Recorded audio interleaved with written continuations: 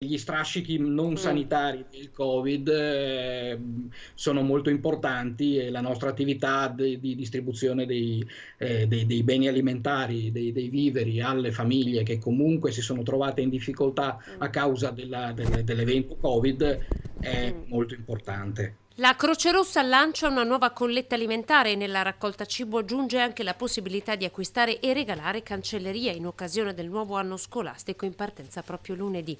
Il Covid ha ampliato la platea dei nuovi poveri, la mancanza di reddito ha creato una nuova emergenza sociale. Le persone, e sono sempre di più, si stanno rivolgendo direttamente alla sede della Croce Rossa oppure vengono segnalate dai servizi sociali. Mancanza di lavoro, mancanza di reddito, quindi problemi di approvvigionamento alimentare, per cominciare. Ecco, comunque poi anche tante persone anziane che comunque hanno bisogno di essere supportate. C'è una distribuzione dei buoni spesa che comincerà, che sta cominciando. Saranno 4 i punti di raccolta allestiti nel weekend. Saremo presenti a Maserata, al supermercato Visotto e poi saremo presenti a Pieve di Soligo al Bennet.